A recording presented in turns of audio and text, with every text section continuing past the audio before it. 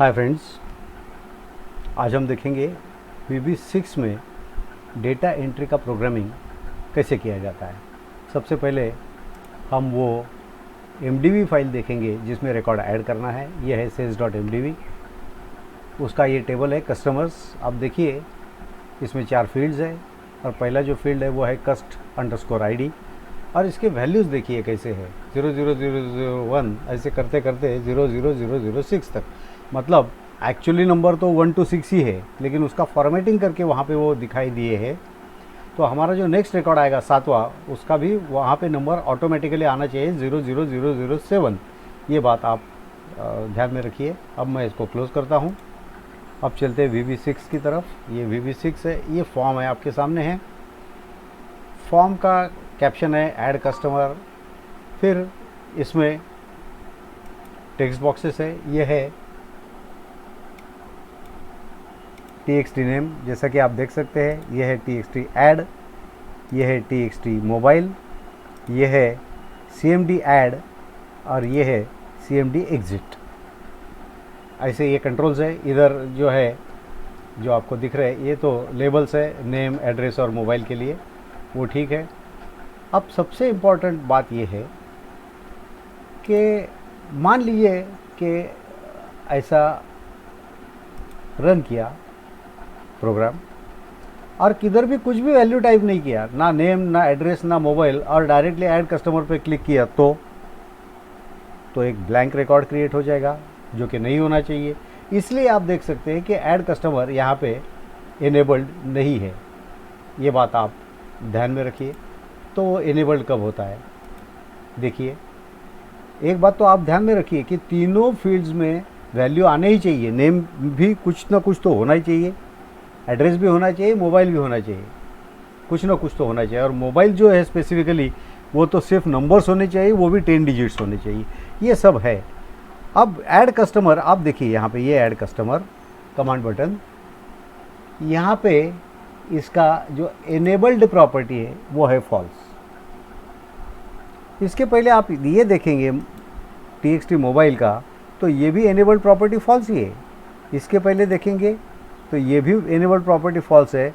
इसके पहले देखेंगे TXT नेम का, तो ये ट्रू है। मतलब सिर्फ पहले जैसे फॉर्म चालू होगा, मतलब प्रोग्रामिंग रन होगा, तो सबसे पहले आप सिर्फ नेम टाइप कर सकते हैं, बाकी कुछ भी टाइप नहीं कर सकते। अब देखिए यहाँ पे कुछ ना कुछ टाइप हुआ, कुछ ना कुछ। तो मैं यहाँ पे डबल क्लिक करके आपको दिखाता हूँ कि उसका कोड क्या रन होगा। ये देखिए डबल क्लिक किया है मैंने वहाँ पे TXT नेम पे, तो इसका कोड देखिए। If TXT name dot text equals null string, कुछ भी टाइप नहीं किया तो CMD ऐड मतलब एड्रेस का जो टेक्स्ट बॉक्स है डॉट एनेबल्ड इक्वल्स फॉल्स, तो वो एनेबल्ड रहेगा ही नहीं। एल्स मतलब कुछ ना कुछ टाइप हुआ है नेम में, तो TXT add dot enabled equals true, तो एड्रेस के लिए टेक्स्ट बॉक्स एनेबल हो जाएगा। मतलब जो कुछ भी हो रहा है उसके लिए ये रिस्पॉन्स है। अब ये बात आप समझ लीजिए कि इसको कहते हैं इवेंट ड्रिवन प्रोग्रामिंग। बाकी बहुत सारी जो प्रोग्रामिंग लैंग्वेजेस है वो है ऑब्जेक्ट ओरिएंटेड प्रोग्रामिंग, OOP, जबकि VB6 OOP नहीं है। VB6 है इवेंट ड्रिवन प्रोग्रामिंग, और दुनिया कहती है कि VB6 का माइनस पॉइंट है। बिल्कुल अच्छी बात नहीं है, ऐसी दुनिया कहती है। मैं कहता हूँ मैं ये बहुत अच्छी बात है, और मैंने इसको VB6 का प्लस पॉइंट बनाया है।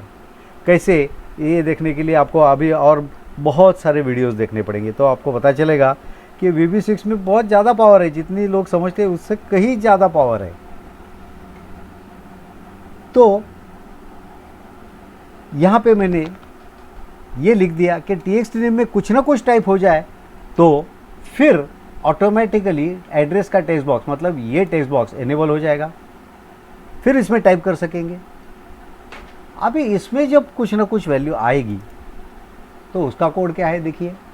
If TXT add dot text equals null string, कुछ भी टाइप नहीं किया है तो TXT mobile dot enabled equals false, तो TXT मोबाइल एनेबल्ड होगा ही नहीं। एल्स मतलब कुछ ना कुछ टाइप किया है तो TXT mobile dot enabled equals true, तो फिर TXT मोबाइल में टाइप कर सकते हैं, वो एनेबल हो जाएगा।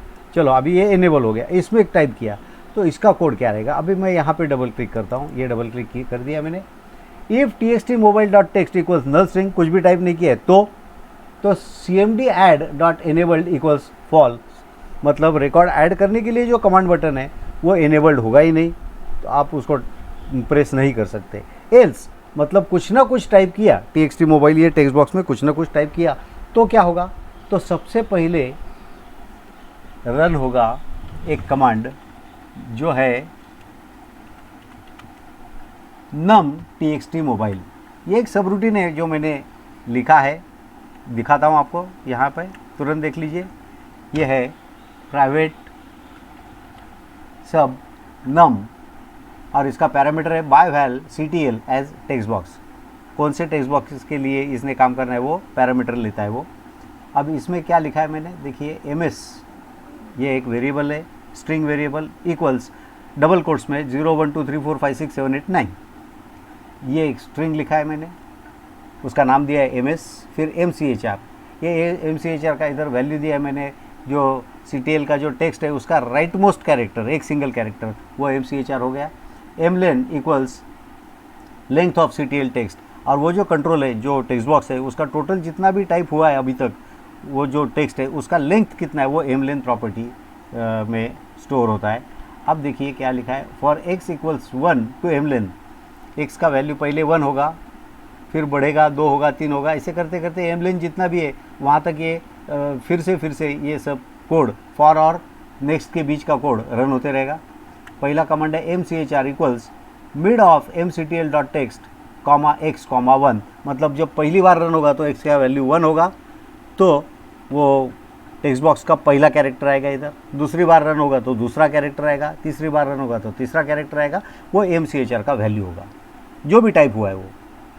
आगे देखिए, if in string of ms वो जो वेरिएबल मैंने शुरू में डिफाइन किया है इस सब रूटीन में, ms इक्वल्स डबल कोट्स में 0 1 2 3 4 5 6 7 8 9, तो if in string of ms comma mchr equals false, मतलब जो भी अभी कैरेक्टर टाइप हुआ है वो अगर ये ms नाम के स्ट्रिंग का सबस्ट्रिंग नहीं है तो मतलब क्या, मतलब जो कुछ भी टाइप किया है वो 0 1 2 3 4 5 6 7 8 9 के अलावा कुछ तो है, चाहे वो ABCD होगा, PQR होगा, XYZ होगा, या डॉलर होगा, या और कोई स्पेशल कैरेक्टर होगा, हैश होगा, परसेंटेज होगा, एम्परसैंड होगा, कुछ भी होगा,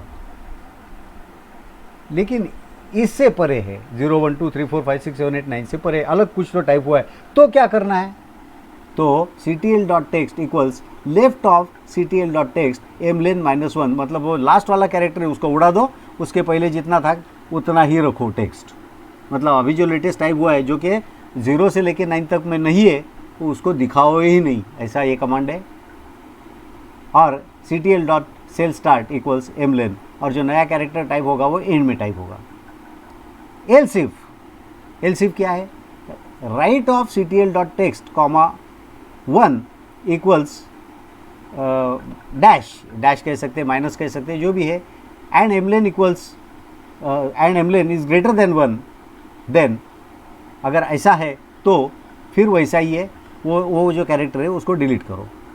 इसका मतलब सिर्फ वही कैरेक्टर उधर दिखाया जाएगा जो कि 0 से 9 तक का नंबर है, ऐसा इसका मतलब है, मतलब नंबर के अलावा कुछ भी वहाँ टेक्स्ट बॉक्स में दिखाई देगा ही नहीं। ये इधर का यहाँ का पहला कमांड है एल्स में, ये किस लिए है, this is for input validation for mobile number, क्योंकि मोबाइल नंबर जो भी है वो तो नंबर्स में ही होगा, कैरेक्टर्स में नहीं, ABCD में नहीं होगा, अल्फ़ाबेट में नहीं होगा, या स्पेशल कैरेक्टर्स में नहीं होगा, तो इसको कहते हैं input validation. My dear friends, मैं एक बात आपको बता दूं, आप प्रोग्रामिंग VB6 में कीजिए, C में कीजिए, जावा में कीजिए, पाइथन में, किधर भी कैसे भी कीजिए, लेकिन डेटा एंट्री फॉर्म में इनपुट वैलिडेशन का होना बहुत ज़रूरी है। मैंने एक बार कहीं पे देखा था, थ्रू प्रोग्राम आया था, जो रिपोर्ट देख के मैं परेशान हो गया। मैं बोला ये क्या लिखा है, उसमें किसी स्टूडेंट का डेट ऑफ बर्थ लिखा था 31 जून। मैं बोला जून महीने में 31 डेट आया कहाँ से? इसका मतलब सिर्फ इतना ही है कि वो जो भी प्रोग्रामिंग था, टोटल जो सेट ऑफ प्रोग्राम्स था, उसमें जब पहली बार उसका डेट ऑफ बर्थ डाला गया, उस विद्यार्थी का एंटर किया गया, तभी वहाँ पे इनपुट वैलिडेशन नहीं था, इसलिए ये गलती हो सकी। तो आप ये अच्छी तरह से याद रखिए कि किसी भी टाइप का इनपुट हो तो उसका वैलिडेशन होना बहुत ज़रूरी है। अच्छा चलो, यहाँ पे नंबर्स तो आ गए। अब आपको ये तो पता है कि जो भी मोबाइल नंबर होगा वो 10 डिजिट का होता है, ये तो आपको मालूम ही है। इसलिए मैंने यहाँ पे क्या किया है, देखिए ये TXT मोबाइल है और इसकी एक प्रॉपर्टी मैंने यहाँ पे सेट की है। ये देखिए मैक्स लेंथ 10 है, 10 से ऊपर टाइप कर ही नहीं सकते वहाँ पे आप, ये भी एक बात ध्यान में रखिए। अब यहाँ पे क्या लिखा है देखिए मैंने, if length of TXT mobile dot text equals 10, 10 अंक टाइप हो गए तो क्या करना है, तो cmd add dot enabled equals to, तो सीधा फिर अपना जो कमांड बटन है रिकॉर्ड ऐड करने का वो इनेबल हो जाएगा। ऐसी ये बात है। अब ये रिकॉर्ड ऐड करने का जो कमांड बटन है, इसको क्लिक किया तो क्या होगा, देखिए पहला ही कमांड क्या है, cmd add dot enabled equals false. आप सोचेंगे ये क्या है भाई, ऐसा क्यों लिखा है? तो इसका कारण बहुत सरल है। कई बार ऐसा होता है कि हम क्लिक करते हैं और हमारे मन में भ्रम पैदा होता है कि क्लिक हुआ है कि नहीं हुआ है। अगर हमें लगा कि नहीं हुआ है क्लिक, तो हम दोबारा क्लिक करते हैं। और अगर ये command cmd add dot enabled equals false ये नहीं होता, तो वही कोड दोबारा रन होता, 2 बार वो रिकॉर्ड वहाँ पे डेटाबेस में ऐड हो जाता, जो कि गलत है, ऐसा नहीं होना चाहिए।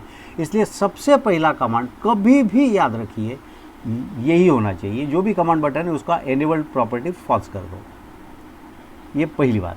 अब इसके बाद में क्या है, देखिए अब जो वेरिएबल्स है उनको वैल्यूज़ असाइन किए हैं। mc name equals txt name dot text, mc add equals txt add dot text, mc mobile equals txt mobile dot text, वो वैल्यूज़ उनको असाइन कर दिए। फिर क्या है, set mdb equals db engine dot open database bracket में mdbfn, लेकिन आप सोचेंगे mdbfn का वैल्यू क्या है भाई, वो तो किधर लिखा ही नहीं, तो कैसे ओपन होगा वो, आप ऐसे सोचेंगे। लेकिन डरिए मत, मैं आपको दिखाता हूँ। ये फॉर्म है, ये फॉर्म पे मैं डबल क्लिक करता हूँ तो ये फॉर्म लोड का जो कोड है वो आपके सामने आ गया है। उसमें पहले ही लिखा है mdir equals app dot path, application dot path, mdb file equals says dot mdb, mdbfn equals mdir and backslash and mdb file. मैंने मेरे पिछले वीडियो में बताया था, इसको कहते हैं soft coding. Set mdb equals db engine dot open database mdbfn, mq equals select count as cnt from customers. यहाँ पे मैंने क्या किया है कि कस्टमर टेबल में ऑलरेडी कितने रिकॉर्ड्स है उनका काउंट मैंने यहाँ पे लिया और वो cnt नाम के वेरिएबल में स्टोर करने के लिए कहा। Set mrs equals mdb dot open record set mq with mrs, फिर उसका एंड विथ पहले टाइप कर लिया, फिर mrs dot close set mrs equals nothing, mdb dot close set mdb equals nothing, ये पहले टाइप कर लिया। और विथ mrs और एंड विथ के बीच का जो है वो बाद में टाइप किया। डॉट मूव फर्स्ट, पहले रिकॉर्ड पे जाओ, mrcnt equals dot fields cnt dot value. अब वो जो भी काउंट है, रिकॉर्ड काउंट 2 हो, 5 हो, 25 हो, कितना भी हो, वो असाइन होगा mrcnt नाम के वेरिएबल को। अब बाद में मैंने क्या लिखा है, देखिए इफ़ इज नल mrcnt, अगर mrcnt ये नल वैल्यू है और mrcnt इक्वल्स नल स्ट्रिंग या नल स्ट्रिंग है, तो इफ़ और एंड इफ के बीच में क्या लिखा है, mrcnt इक्वल्स 0, तो रिकॉर्ड काउंट ऑलरेडी जो है वो 0 है। अब जो नया रिकॉर्ड हमें डालना है उसका रेक नंबर, मतलब रिकॉर्ड नंबर क्या रहेगा, फिर m rec number equals mrcnt plus 1। मान लो कि पहले 3 रिकॉर्ड है, तो आप जो डालेंगे वो चौथा रिकॉर्ड होगा। वैसे अभी आपने देखा कि ऑलरेडी वहाँ पे 6 रिकॉर्ड है, तो जो रिकॉर्ड आएगा वो 7वां होगा, तो m रेक नंबर इक्वल्स 7 होगा। क्यों? क्योंकि mrcnt 6 है, तो m रेक नंबर 7 होगा। लेकिन हम जब डेटाबेस में ऐड करेंगे तभी हमें वो 7 ऐसा ऐड नहीं करना है, वो 00007 ऐसे आना चाहिए। इसलिए नेक्स्ट कमांड देख लो क्या लिखा है, mcid इक्वल्स फॉर्मेट ब्रैकेट में M rec number comma double quotes में 00000, तो ये उसका फॉर्मेटिंग हो जाएगा। यहाँ पे हमने ये MDBFN जो है इसका वैल्यू हमने यहाँ पे असाइन किया है और वो दोबारा असाइन करने की ज़रूरत नहीं है। अब हम फिर से चलते हैं ऐड कस्टमर के कोड में। तो यहाँ तक हमने देखा कि वेरिएबल्स को वैल्यूज़ असाइन कर दिए। अब set MDB equals dbengine.open database MDBFN ये हो गया। MQ equals select star from customers order by कस्ट ID। एक बात आपको बता दूं, आपको सिर्फ किसी डेटाबेस से रिकॉर्ड्स देखने हैं, सिर्फ you just want to view the records, nothing more than that. तो आप ये ऑर्डर बाय क्लॉज जो है वो नहीं भी लिखेंगे तो कुछ फ़र्क नहीं पड़ता है, तो भी आपका कोड सही तरह से रन होगा, 100% गारंटी। लेकिन अगर आपको नया रिकॉर्ड ऐड करना है या एग्जिस्टिंग रिकॉर्ड एडिट करना है या एग्जिस्टिंग रिकॉर्ड डिलीट करना है तो आपको ऑर्डर बाय क्लॉज लिखना ही पड़ेगा, कंपलसरी है, नहीं तो कोड रन नहीं होगा। ये बात आप अच्छे से ध्यान में रखिए। अब आगे देखिए कोड क्या लिखा है। Set MRS equals MDB.open record set MQ with MRS, फिर इसका एंड विथ पहले टाइप कर लिया, फिर MRS.close set MRS equals nothing MDB.close set MDB equals nothing, यहाँ तक मैंने टाइप कर लिया पहले। और विथ MRS और एंड विथ के बीच का कोड देखिए अभी क्या है, डॉट ऐड न्यू। तो आपको अभी पता चलेगा कि नया रिकॉर्ड ऐड करने के लिए क्या कमांड लिखना पड़ता है, वो है डॉट ऐड न्यू। लेकिन कृपा करके ये मत समझना कि डॉट ऐड न्यू से नया रिकॉर्ड ऐड होता है, नहीं। नया रिकॉर्ड ऐड करने के लिए दो कमांड्स की ज़रूरत होती है, एक है डॉट ऐड न्यू और दूसरा है डॉट अपडेट।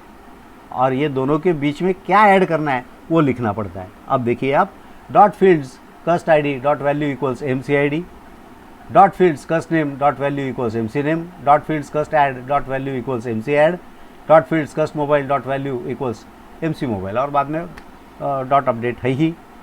तो हो गया, यहाँ पे नया रिकॉर्ड ऐड हो गया। अब काम तो पूरा हो गया, रिकॉर्ड ऐड हो गया। लेकिन यूज़र को और एक रिकॉर्ड ऐड करना है या और 100 रिकॉर्ड ऐड करने हैं तो ये फॉर्म अनलोड तो नहीं होना चाहिए अभी तुरंत, सीधी बात है।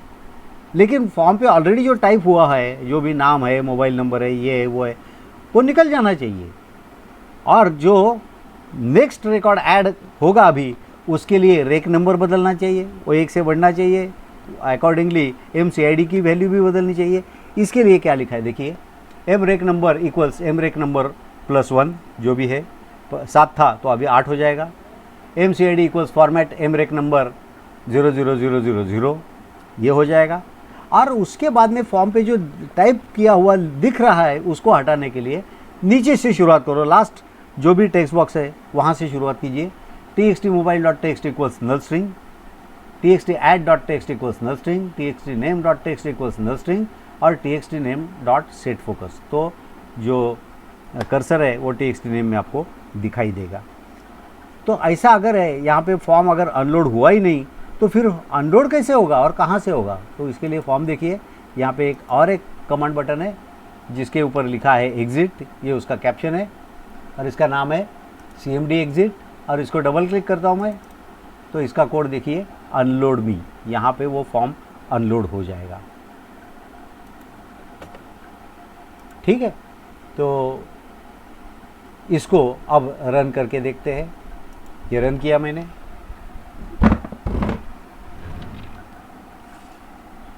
नाम,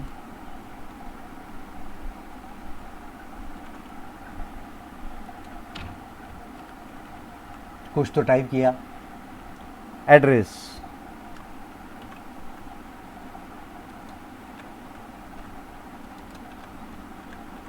कुछ तो टाइप किया, मोबाइल नंबर टाइप किया और ये ऐड कस्टमर इनेबल हो गया, मतलब 10 अंक आ गए। अब इसको मैंने क्लिक किया तो सब रिकॉर्ड रन, उसका जो कमांड है वो रन हो गया और वो फिर से अभी हमारे सामने कुछ भी टाइप किया हुआ दिख नहीं रहा है। और मैं इसको अभी क्लोज करता हूँ और अभी हम फिर से चलते हैं हमारे sales.mdb में, कस्टमर्स में। आप देखिए यहाँ पे ये 00007 आ गया, नाम भी वही आ गया जो मैंने टाइप किया था, एड्रेस भी वही आ गया और मोबाइल नंबर भी वही आ गया जो मैंने टाइप किया था। तो आप देखिए कि डेटा एंट्री का जो भी प्रोग्रामिंग है VB6 में काफ़ी आसान है, काफ़ी आसान है, कोई टेंशन नहीं है इसमें। इसमें जो कंट्रोल्स यूज़ करने हैं वो तो हम यहाँ से हम ड्रैग ड्रॉप करके ले सकते हैं, तो उसका कोई कोड नहीं लिखना पड़ता है, वो तो आसानी से अपने आप ऐसे ही हो जाता है। लेकिन आपको ये बात अच्छे से समझना है और ध्यान में रखना है कि आप डेटा एंट्री का प्रोग्रामिंग जब भी करेंगे तो इनपुट वैलिडेशन जहाँ पे ज़रूरी है वहाँ पे आपको लिखना ही है उसका कोड, जो भी है वो, ये तो आपको करना ही है, नहीं तो वो 31 जून डेट ऑफ बर्थ जैसी गड़बड़ हो जाएगी। ये नहीं होना चाहिए। उम्मीद है आपको ये वीडियो पसंद आया होगा। अगले वीडियो में हम देखेंगे कि एग्जिस्टिंग रिकॉर्ड जो है, जो डेटाबेस में ऑलरेडी है, उसको एडिट करना है, उसकी वैल्यूज़ बदलनी है, तो वो कैसे करते हैं। ठीक है, तो गुड बाय, मिलेंगे अगले वीडियो में।